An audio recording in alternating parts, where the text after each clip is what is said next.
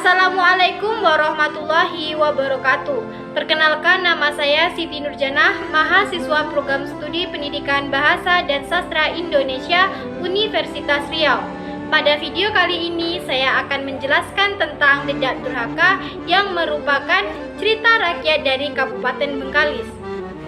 Sebelum saya menjelaskan, saya ucapkan terima kasih kepada Bapak Dr. Manggatur Sinaga M.Hum selaku dosen pengampu mata kuliah Sejarah Sastra. Dan saya ucapkan terima kasih juga kepada Ibu Siti Hajar selaku narasumber pada video kali ini. Dedak Durhaka merupakan cerita rakyat yang menceritakan seorang anak yang durhaka kepada kedua orang tuanya. Dedak Durhaka merupakan cerita rakyat yang berasal dari Kabupaten Bengkalis. Tempat peristiwa itu terjadi bernama Pulau Dedak yang terletak di Kecamatan Merbau, Kabupaten Meranti. Kabupaten Meranti sendiri merupakan pemekaran dari Kabupaten Bengkalis pada tahun 2008. Tepatnya pada tanggal 19 Desember 2008. Baiklah, selanjutnya saya akan menceritakan kisah Dedak Durhaka. Di sebuah desa hiduplah sebuah keluarga yang miskin. Keluarga ini terdiri dari kepala keluarga bernama Ujang dan istrinya Topang serta anaknya bernama Dedak. Dedak bersama teman-temannya bekerja pergi ke hutan belantara mencari rotan dan berburu untuk membantu orang tua mereka. Dedak mempunyai kekasih bernama Lindung Bulan. Cintanya tidak bertepuk sebelah tangan, namun perjalanan cintanya dengan si Bulan tidak berjalan dengan mulus. Ada seorang pemuda bernama Jeletung yang merupakan pemuda Tanjung Padang yang tidak senang dengan hubungan Dedak dan si Bulan. Sehingga pada suatu hari Jeletung mengajar si Dedak hingga babak belur dan Dedak diancam agar tidak mengganggu si Lindung Bulan lagi.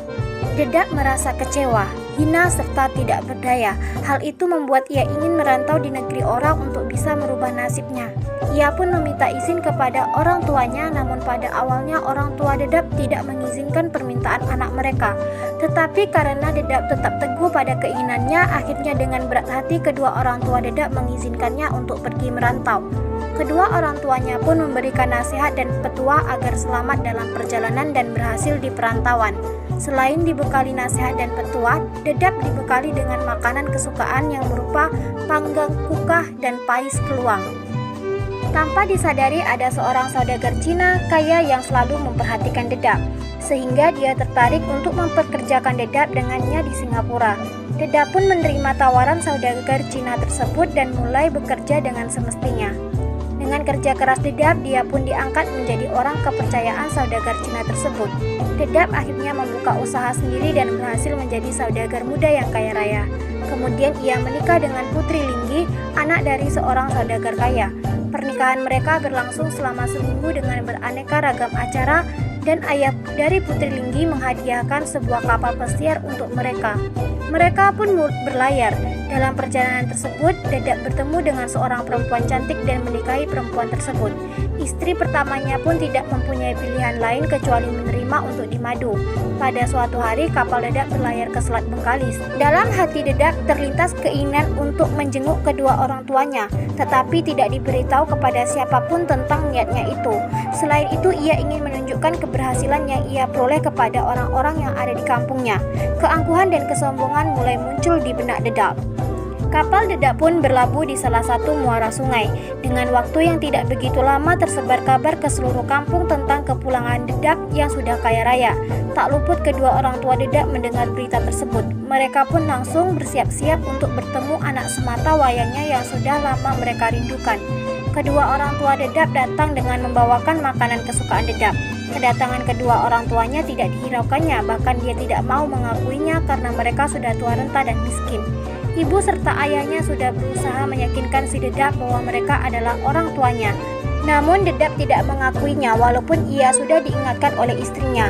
Mengalami perlakuan Dedak yang durhaka, kedua orang tuanya pun pulang dengan kekecewaan yang mendalam. Dalam perjalanan pulang, ibunya berdoa kepada Tuhan Yang Maha Kuasa agar Tuhan menimpakan malapetaka yang dahsyat kepada anaknya.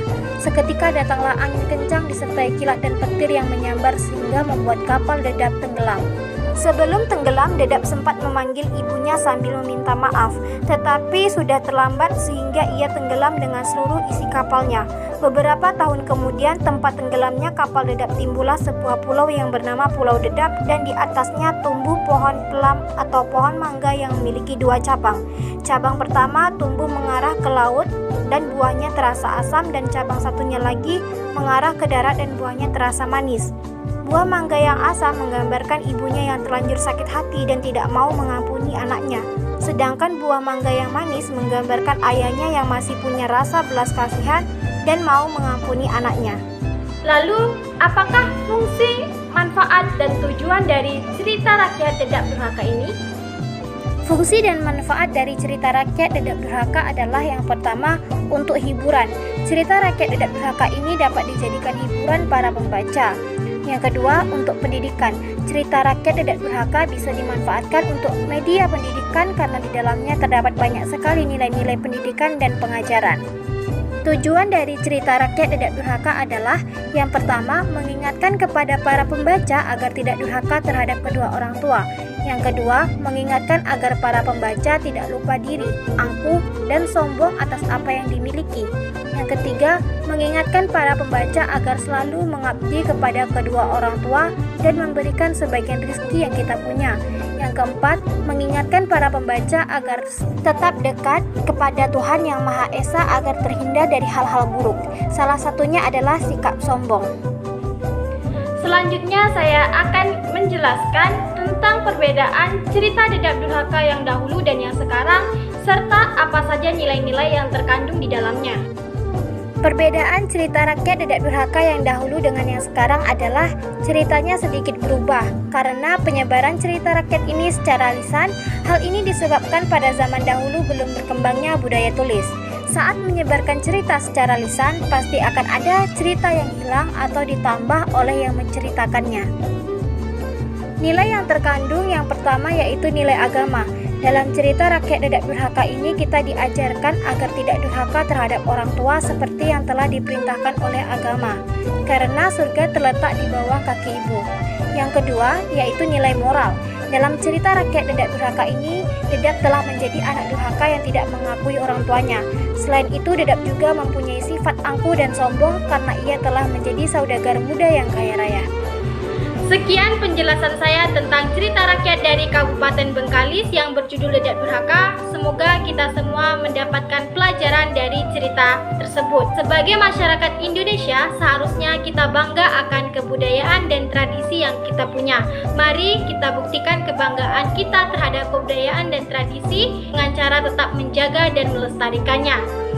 Mungkin hanya itu yang dapat saya sampaikan. Terima kasih telah menonton video ini. Saya akhiri dengan wabillahi taufik wa hidayah. Wassalamualaikum warahmatullahi wabarakatuh.